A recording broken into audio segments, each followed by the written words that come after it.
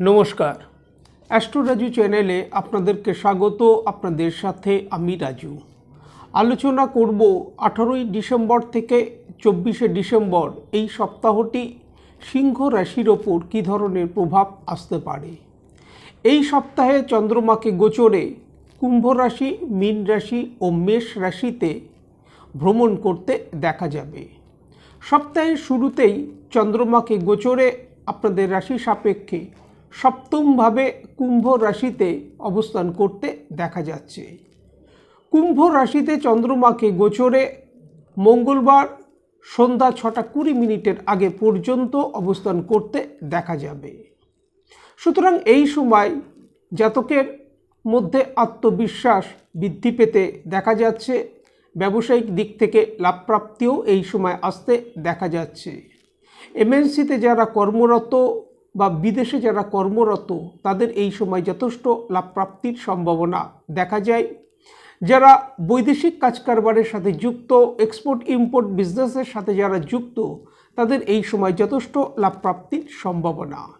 তবে চন্দ্র এখানে শনিদেবের সাথে যুতি করবে। ব্যবসায়িক ক্ষেত্র থেকে লাভপ্রাপ্তি হলেও এই সময় বিষযোগও তৈরি হতে দেখা যাবে। শনিচন্দ্রের বিষযোগ সপ্তম ভাবের ওপর তৈরি হবার কারণে সোশ্যাল ইমেজের ক্ষেত্রে খেয়াল রাখা উচিত।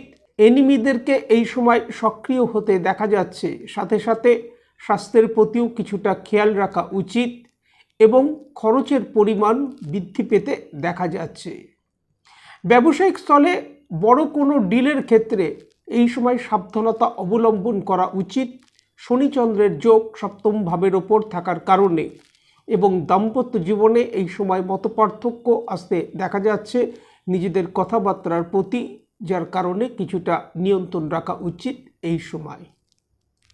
মঙ্গলবার সন্ধ্যা 6:20 পর চন্দ্রমা গোচরে আপনাদের রাশির অষ্টম ভাবে অর্থাৎ মীন রাশিতে প্রবেশ করবে এবং মীন রাশিতে প্রবেশ করে চন্দ্র রাহুর সাথে যুতি করবে, গ্রহণ দোষ তৈরি হবে।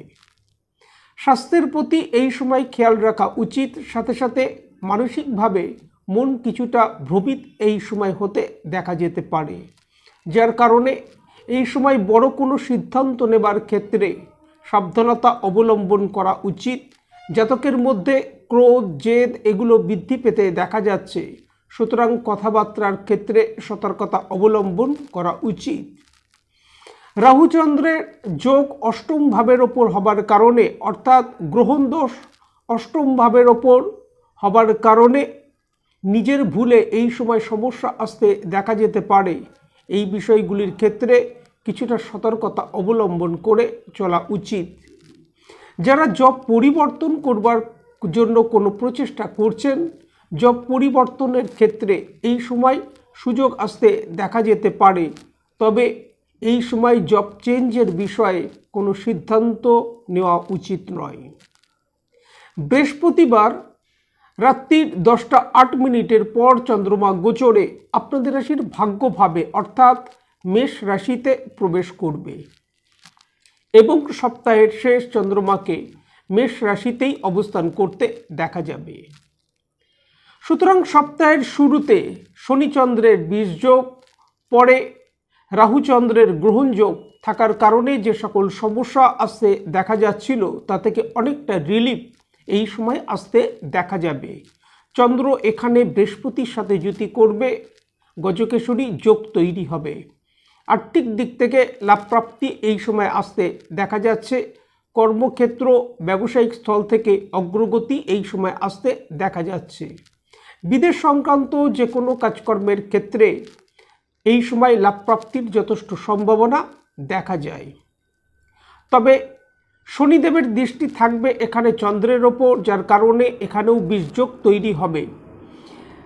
এই সময় নিজেদের কথাবার্তার প্রতি কিছুটা নিয়ন্ত্রণ রাখা উচিত। পরিবারের বয়স্ক কোনো সদস্য অথবা কর্মক্ষেত্রে ঊর্ধ্বতন কর্তৃপক্ষদের সাথে বাদ বিবাদ যাতে করে না আসে এই বিষয়ে খেয়াল রাখা উচিত। ভাগ্যের পূর্ণ সহায়তা সপ্তাহের অন্তিম ভাগে আসতে দেখা যাচ্ছে। সাথে সাথে হঠাৎ ভ্রমণের সুযোগ এই সময় আসতে দেখা যেতে পারে। আজ এই পর্যন্ত। নমস্কার।